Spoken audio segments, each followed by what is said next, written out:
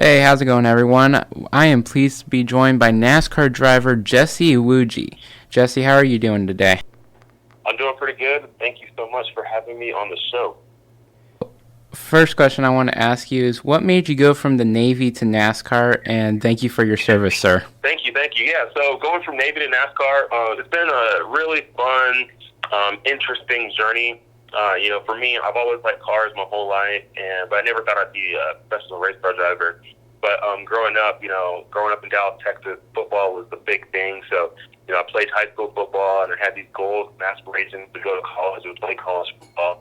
And during my senior year in high school, I got recruited by the Naval Academy to go play football at the Naval Academy. So I took that opportunity because, it was going to allow me to go play for a great football team in college. It was going to allow for me to get a great education, and it was also going to allow for me to be able to have a career started for me as an officer in the Navy once I graduated from college. So I went to the Naval Academy and played football there 4 years, graduated, and then became a surface warfare officer in the Navy. And by becoming a surface warfare officer in the Navy, I was on the ships. So I had two different deployments on the ships and went to a lot of cool places.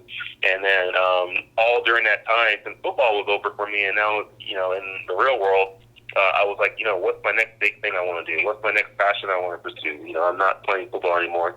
I need to pursue something else. And cars became the thing, and that led to me all of a sudden having this interest in wanting to be a race car driver.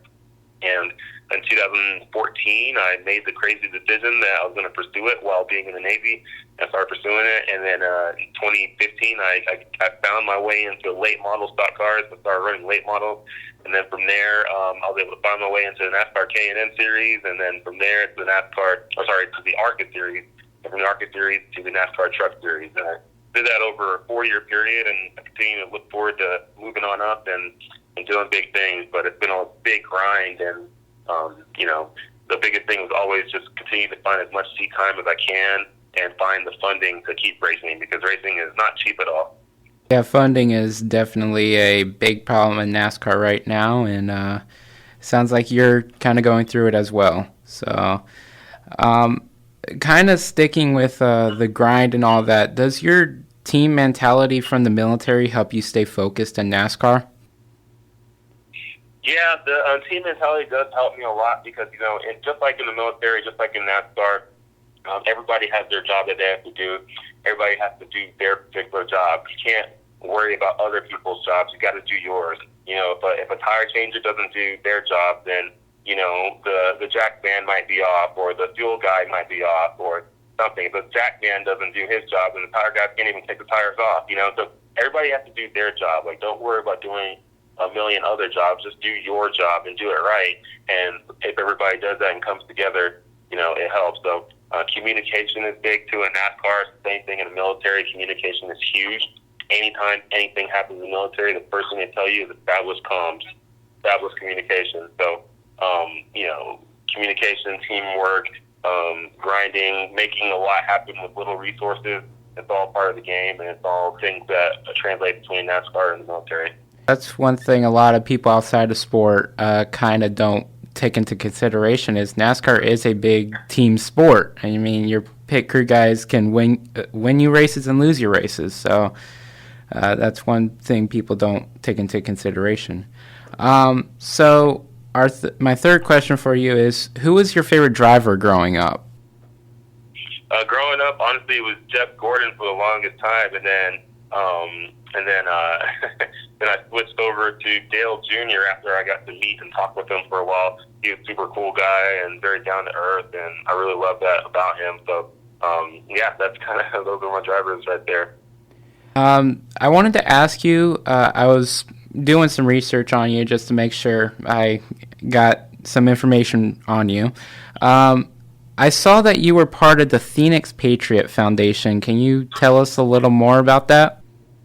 Yeah, back in 2015, one of the first organizations that I partnered with was Phoenix Patriot Foundation. And what we did with them was we were honoring different military vets on our race car each weekend and bringing them to the track with their families and giving them a VIP experience. And I learned a lot from doing that, and I still do the same things today with a lot of different organizations. So, in fact, this past weekend at Chicagoland Speedway, I did something similar too. So, yeah, it was a pretty cool experience to be able to do that, and that was kind of our way to give back to the military, and they were able to kind of help us and give us exposure we needed, and allowed me to race that year. So that was really cool working with Phoenix Patriot Foundation that year.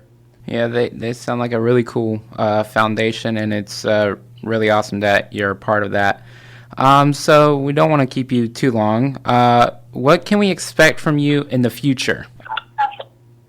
Yeah, in the future for me, the goal is to continue to work my way up NASCAR. You know, I want to continue to gain experience. I want to get better. You know, I want to get better with my team, and just keep doing all the right things to continue to get, you know, good media and continue the marketing stuff up, and just learning how to just be a better driver on the track.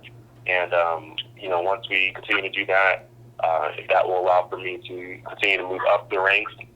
The next goal would be running the NASCAR Xfinity Series, and after that, the next goal would be to run the NASCAR Cup Series. So that's the ultimate goal, is to get to the Cup level and race full-time there for many years, and that's what I'm working on. So eventually we'll get there. It'll just take time, and I didn't come from a lot of resources like a lot of people I raced against did. So, you know, for us it's always a grind, and, you know, we're just a grind so we make our dreams come true.